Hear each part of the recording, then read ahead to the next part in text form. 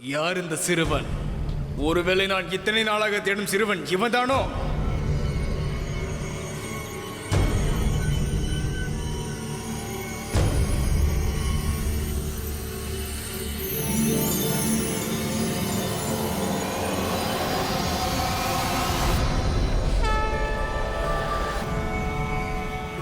சுதர்சன சக்கரமா?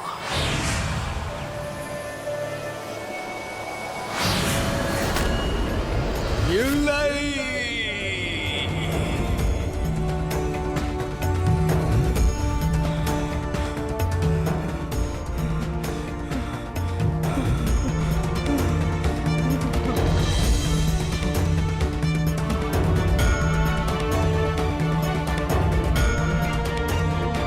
நான் எங்கே இருக்கிறேன்? என்னை சுற்றி எப்படி இவ்வளவு வெளிச்சம்? என் கண்ணுக்கு எதுவும் புலப்படவில்லை. நான் எங்கே இருக்கிறேன்? நான் அந்த சிறுவனிடம் சென்றாக வேண்டும். வஞ்சக விஷ்ணுவே, இனியும் முன்னால் வஞ்சகம் செய்ய இயலாது.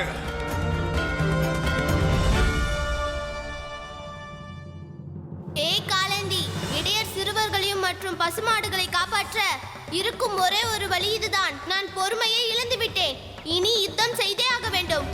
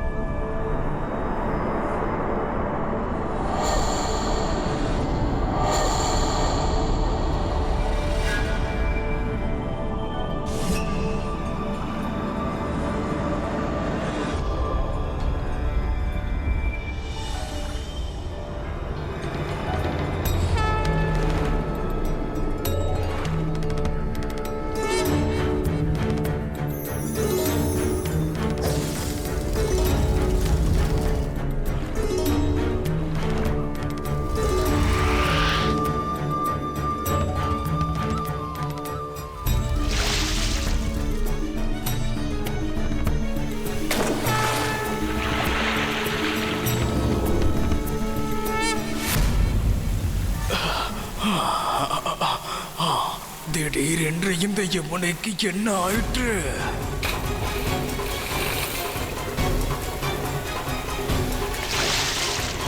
நான் எனது கட்டுப்பாட்டையும் மீறி நீருக்கு வெளியில் எப்படி வந்தேன்? அகாசுரா, கடைசியாக நீ என் எதிரில் வந்து விட்டாய். இடையர்குல சிறுவர்களையும் பசுக்களையும் மீட்டுக் கொடு. அவர்கள் இல்லாமல் நான் உன்னை எங்கும் செல்ல விட மாட்டேன். யார் இந்த சிறுவன்?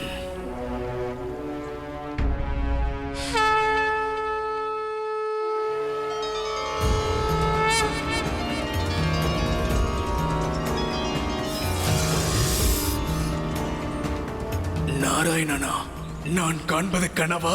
இது எப்படி சாத்தியமாகும்? நான் இங்கே இருந்து உடனே சென்றாக வேண்டும். இல்லை என்றால் இந்த மாயாவியின் கரங்களால் எனது மரணம் உண்டாகும்.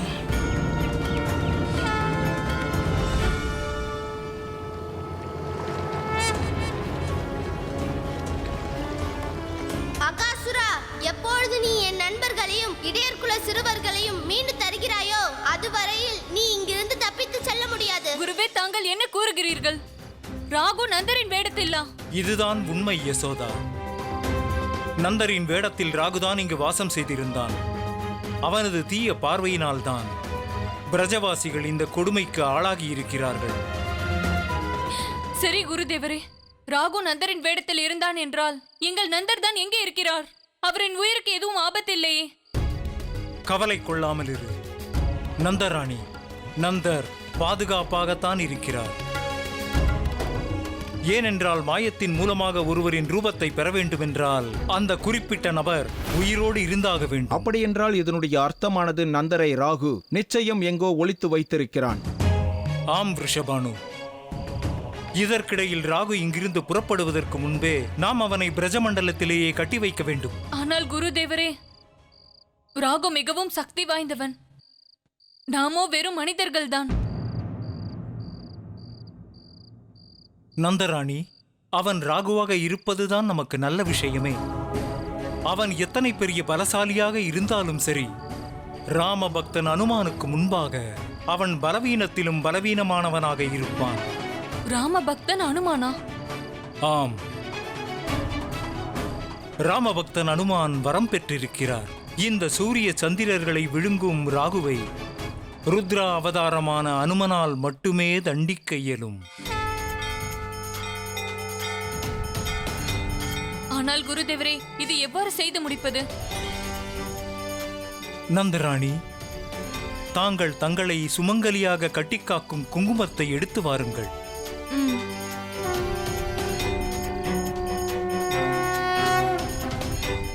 நந்தராணி, அனுமானுக்கு செந்தூரம் மிகவும் பிரியமானது. அதனால் இதுவே அவரது சக்தியின் அடையாளமும் ஆகும். இப்போது தாங்கள் தங்களது கைகளால் செந்தூரத்தை இந்த கலசத்தில் இடுங்கள்.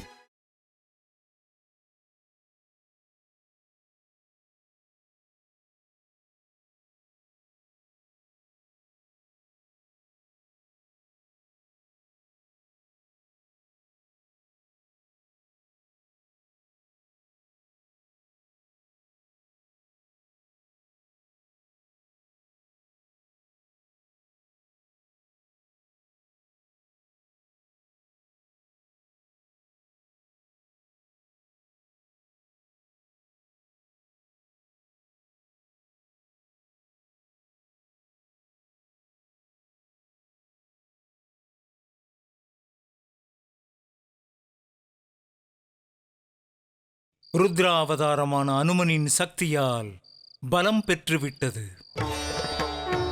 இனி ராகுவை கட்டிப்போடுவதற்கு தாங்கள் இந்த மந்திரிக்கப்பட்ட நீரை கொண்டு பிரஜமண்டலத்தில் உள்ள எல்லா மக்களின் மீதும் எல்லையின் மீதும் செலுத்துங்கள். தங்களின் கணவரின் உயிரை காப்பாற்றுவதற்காக பிரஜமண்டலத்தில் உள்ள எல்லா உயிர்களும் அவருக்காக பரிசுத்தம் செய்யப்பட வேண்டும்.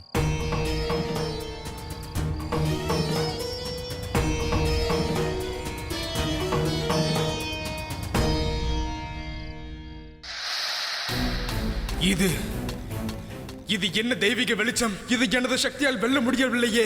இது எப்படிப்பட்ட ஒரு சக்தி? என்னை எதையும் பார்க்க விடாமல் செய்கிறதே. எதுவானாலும் சரி, நான் எப்படியாவது இந்த வெளிச்சத்தை விட்டு வெளியே சென்றாக வேண்டும்.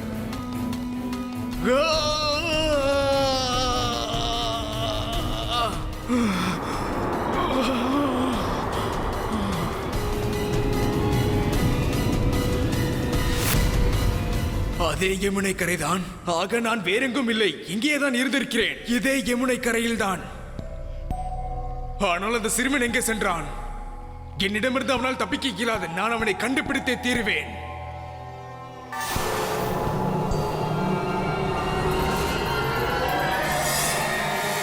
யமுனை முழுவதிலும் அகாசுரனும் இல்லை, அந்த சிறுவனும் இல்லை. அகாசுரனுக்கு அந்த வஞ்சக விஷ்ணுவை தவிர்த்து வேற எந்த பயமும் கிடையாது. அப்படியானால் இதன் அர்த்தம் அந்த சிறுவன் வேறு யாரும் அல்ல, அவன்தான் அந்த விஷ்ணுவின் அம்சம். அவன் அகாசுரனை கண்டுபிடிப்பதற்கு முன்பாகவே நான் அவனை எப்படியாவது கண்டுபிடித்தாக வேண்டும்.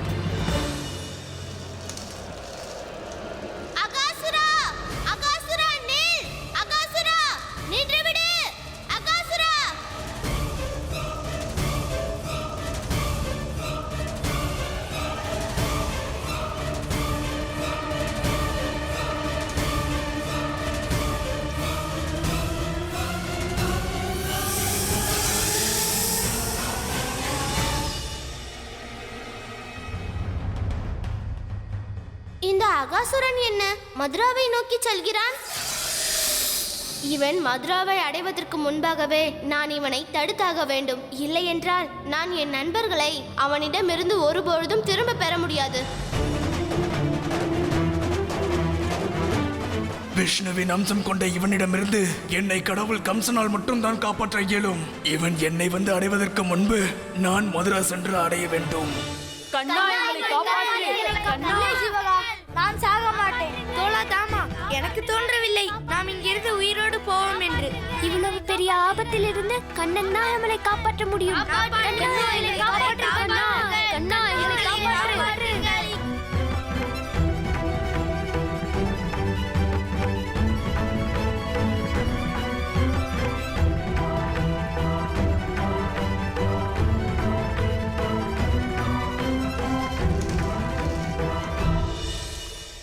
என் நண்பர்களிடத்தில் நேரம் குறைவாக உள்ளது. நான் விரைவாக ஏதாவது செய்தாக வேண்டும். இந்த அகாசுரனை தடுத்து நிறுத்த ஒரே ஒரு வழிதான். நான் வடதிசையில் சென்றாக வேண்டும்.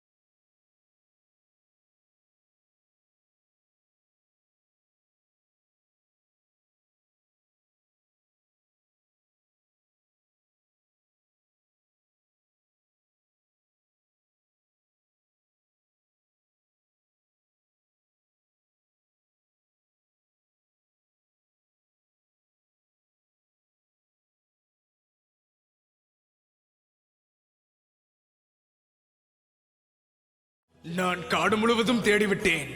ஆனால் புரியவில்லை, இந்த சிறுவன் எங்கேதான் சென்று விட்டான் என்று. அவன் பிரஜமண்டலத்தின் எல்லையை தாண்டி விட்டான் என்று நினைக்கிறேன். அவன் எங்கு சென்றாலும் சரி, நிச்சயமாக நான் அவனை விடப்போவதில்லை.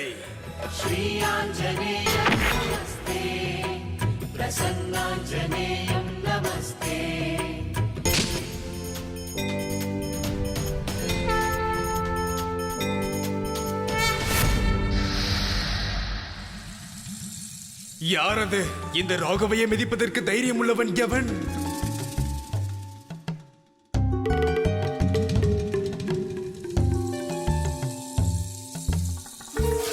மதுராவின் எல்லையை சென்றடைக்க இன்னும் சில தூரம் தான் உள்ளது.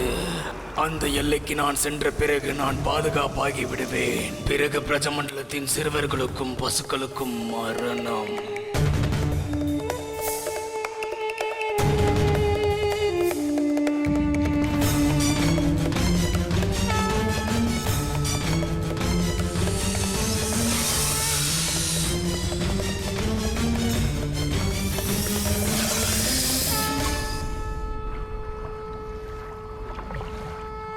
சிறுவனே, நீ உனது நண்பர்கள் போல எனக்கு உணவாக ஆக வேண்டாம் என்றால் எனது வழியில் இருந்து விலகிவிடு. அகாசுரா, நான் ஒன்றும் உனக்காக அல்ல, மாறாக என் நண்பர்களுக்காக தான் உன்னை விட்டு வைத்திருக்கிறேன். என் நண்பர்களை நீ விட்டுவிடு. எங்கிருந்தாயோ அங்கேயே சென்று விடு. ஏனென்றால் எனக்கு உன்னோடு எந்த ஒரு பகைமையும் கிடையாது. ஆனால் எனக்கு உன்னோடு மிகுந்த பகை உள்ளது சிறுவா. ஏனென்றால் நீ எனது தங்கை பூதகியை கொன்றிருக்கிறாய். எனது சகோதரன் பகாசுரனையும் வதம் செய்திருக்கிறாய். அகாசுரா, பூதகையையும் பகாசுரனையும் நான் ஒன்றும் கொல்லவில்லை. அவர்களுக்கு ஏற்பட்டது கர்மத்தின் பலன்தான். அதை அறிந்தும் நீயே அதை தவிர செய்ய போகிறாயா? பசுக்களையும் இடையர்குல சிறுவர்களையும் வெளியே விட்டுவிடு. இல்லை என்றால் பூதகி பகாசுரனை போல நீயும். என்னை பற்றி அல்ல, உனது நிலைமையை நினைத்து பார் சிறுவனே. ஏனென்றால் உனது நண்பர்கள் எனது வயிற்றுக்குள் மடிவார்கள். மாறாக நீயோ வெளியில்.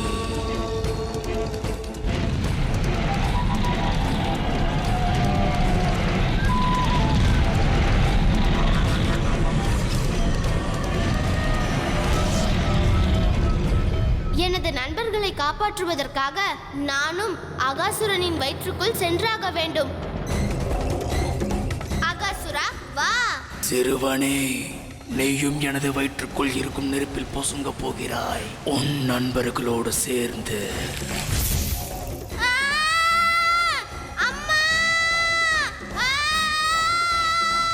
நல்லதாயிற்று, நீயாகவே எனது வயிற்றுக்குள் வந்து விட்டாய் சிறுவனே. எனது கடவுள் கம்சனுக்கு நான் தரும் மிகப்பெரிய காணிக்கையே நீதான். சானூரா, என்ன தெரிகிறது? உற்று கவனித்து பாருங்கள், என்ன தெரிகிறது என்று. இல்லை கடவுளே, எங்களுக்கு ஒன்றும் தெரியவில்லை கடவுளே. வாங்க.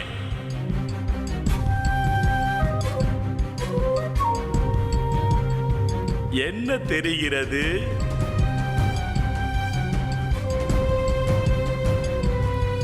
கடவுளே, ராகு. ராகு. அமாவாசையின் ராத்திரியில் ராகு தனது உக்ர நிலையில் இருக்கிறான். இதன் அர்த்தம் என்ன தெரியுமா? மரணம். பிரஜமண்டலத்தில் நடக்கும் மரணத்தின் தாண்டவம். ஒரு உயிர் கூட மிஞ்சாது. ஒருபுறம் அகாசூரன் இடையர்குல சிறுவர்கள் மற்றும் பசுக்களை அழிப்பான், மறுபுறம் ராகுவோ எல்லா மீதமிருக்கும் பிரஜவாசிகளை அழிப்பான், தற்கொலை செய்து கொள்வதற்கு தூண்டி விடுவான். அதற்கு பிறகு பிரஜமண்டலமாகும் சவக்கிடங்கு. இறந்த பிணங்களின் ஆத்மா அலைந்து திரியும். அப்போது நான் மிக அன்போடு அவர்களை நான் ஆக்குவேன் எனக்கான பிரேதமாக. செல்லுங்கள், மரண திருவிழாவுக்கு ஏற்பாடு செய்யுங்கள். நண்பர்களே எழுந்திருங்கள், நண்பர்களே நண்பர்களே நண்பர்களே எழுந்திருங்கள், நண்பர்களே நண்பர்களே, உங்களுக்கு ஒன்றும் ஆகாது. நண்பா எழுந்திரு, உன்னுடைய உயிர் நண்பன் வந்துவிட்டேன். எழுந்திரு நண்பா, கண் விழித்து பார்.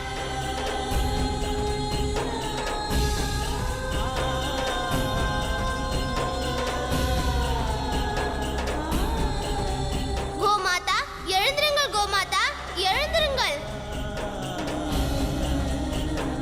கன்றுக்குட்டியே, என்னை முழுமையாக நம்பு. உங்கள் மீது நம்பிக்கை கொள்ளுங்கள், தர்மத்தின் மீது நம்பிக்கை கொள்ளுங்கள். உங்கள் நம்பிக்கை எதுவும் இல்லாமல் என்னால் எதுவுமே செய்ய இயலாது. நண்பர்களே, கண்களை திறங்கள் நண்பர்களே.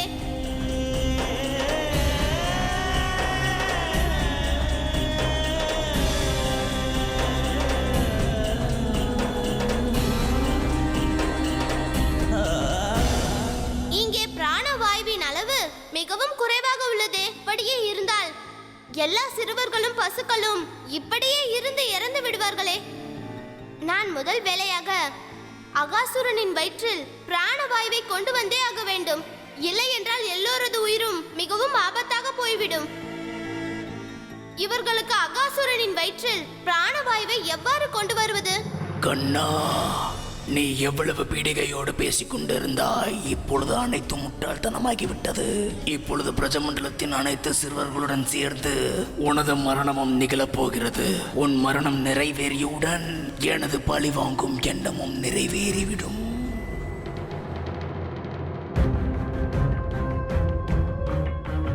என்னுள் ஏதோ நிகழ்கிறதே. திடீரென்று எனது வயிற்றுக்குள்ளே பெரும்பாரம் இருப்பது போல் ஏன் தோன்றுகிறது? இந்த பாரத்தின் காரணமாக என்னால் இங்கிருந்து முன்னேறி செல்ல முடியவில்லை. இது என்ன மாயை இது? நாராயண நாராயண பிரபு, ஒருவரது வயிற்றில் முற்றும் முழு படைப்பின் பாரத்தை தாங்கக்கூடிய நாராயணனே இருக்கும் பொழுது அவரால் ஞானத்தின் மொத்த பாரத்தையும் எவ்வாறு தாங்கிக் கொள்ள இயலும்? இருப்பினும் அஞ்ஞானி அகாசுரன் இச்சிறு விஷயத்தையும் புரிந்து கொள்ள இயலவில்லையே பிரபு. தேவரிஷி, பக்தர்களுக்கு நான் பாரமற்றவன். ஆனால் கொடுங்கோலர்களுக்கு பிரம்மாண்டத்தை விடவும் அதிக பாரமானவன். அகாசுரனுடைய பிழை யாதெனில் அவன் என்னை வெறுப்புணர்வோடு உள்ளே வைத்துள்ளான். இது வெறும் உணர்வு மாற்றம் மட்டுமே. அது மாற்றம் அடைந்தாலே போதும் தேவரிஷி. ஒருவேளை அகாசுரன் இப்பொழுதும் என்னை முழு பக்தி மற்றும் அர்ப்பணிப்போடு ஏற்றுக்கொண்டால் அவனுக்கும் இனி நான் துளசி இலை போன்ற சிறு பாரமாக மட்டுமே இருப்பேன். சத்திய வாக்கு பிரபு, சத்திய வாக்கு. அகாசுரனின் வயிற்றில் பிராணவாயுவை கொண்டு வர ஒரே வழிதான் இருக்கிறது. நான் அவன் வாயை திறக்க வைக்க வேண்டும். அகாசுரா, உனது பகைமை என்னோடுதான். எனது நண்பர்கள் எந்த ஒரு குற்றமும் செய்யவில்லை. உனது வாயை திற அகாசுரா. எனது நண்பர்களை முழுமையாக சுவாசம் செய்ய விடு. கண்ணா, உனது நண்பர்கள் செய்த குற்றம் என்னவென்றால் அவர்கள் உன்மீது பிரியமுள்ளவர்கள். எப்படி நான் பூதகி மற்றும் பகாசுரனின் வதத்தை கண்டேனோ அதே போலவே உனது பிரியமானவர்களின் மரணத்தை காணப்போகிறாய் சிறுவா.